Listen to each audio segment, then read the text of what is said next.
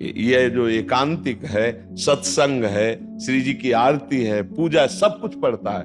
आप रोज मोबाइल से देखिए। मान लीजिए कि मैं रोज साधु संग, मानने का ही है। मोबाइल पर सत्संग सुनने से मोबाइल में ही भगवान मिलेंगे। तुम्हारा मोबाइल आया कि तुम आए हो? मोबाइल बाहर रख लिया। तो भाई, प्रत्यक्षम किम प्रमाणम। ये कह रहे हैं कि ये पाकिस्तान में रहते हैं, हम राधा माधव की सेवा भी कर रहे हैं और हरि नाम भी कर लेते हैं महाराज जी। वहां पे साधु संगति नहीं मिल पाती, सेवा का जो आनंद कलयुग का साधु बहुत संगति। बढ़िया कृपा प्रसाद है, यंत्र के द्वारा साधु संगति तो प्राप्त हो सकती है। मान लो रोज आप वृंदावन, सब लोग थोड़ी आ सकते हो, भारत में भी रहते तो रोज आ जाते हो क्या? तो मोबाइल से तो आप रोज देख सकते हो जो यहाँ की कथा होती है। इसीलिए हमने अनुमति दे रखा है कि ये जो एकांतिक है, सत्संग है, श्री जी की आरती है, पूजा, सब कुछ पड़ता है।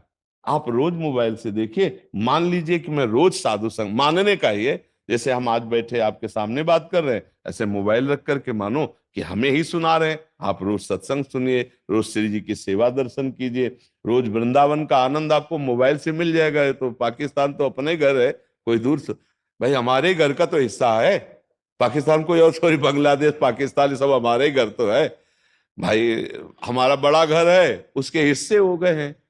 लेकिन हम तो कहते हैं ये सुख तो अमेरिका में बैठे लोग ले रहे हैं, विदेशों में लोग बैठे ले रहे हैं। यंत्र का आज इतना बड़ा कृपा प्रसाद है कि आप बैठे बैठे घर में सत्संग सुनिए वृंदावन का जो है, बस उसके दोष से बच जाइए। यंत्र का दोष भी इतना बड़ा है कि नए बच्चे बर्बाद होते चले जा रहे हैं। तो हम ये ना सोचे कि अगर साधु समागम वहां नहीं मिल रहा है तो हमारा जीवन व्यर्थ चला जाएगा। नहीं, आप मोबाइल से साधु समागम कर सकते हैं। आप टीवी में सत्संग चलाइए और बैठ करके भाव से कि मैं सत्संग कर रही हूँ, तो आपको वैसे ही लाभ मिलेगा।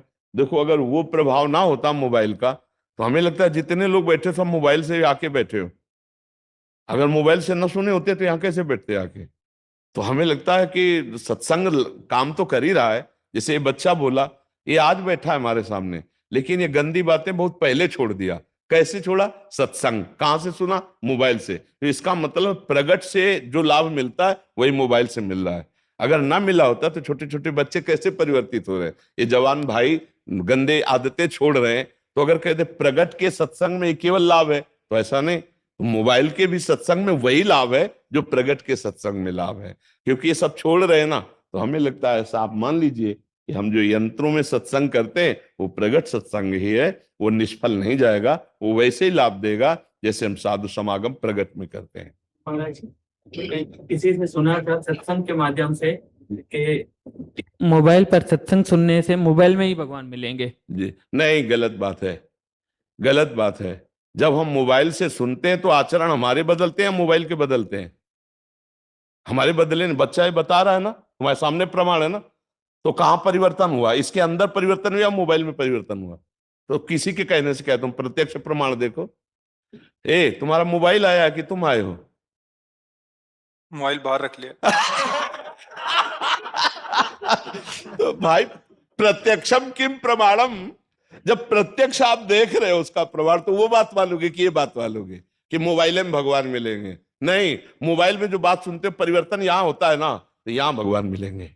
वो गंदी बात है, वो गलत बात है, वो नहीं, वो ऐसी बात, ऐसे लोगों की बात नहीं माने। वो उपहास कर रहे हैं उस विषय का।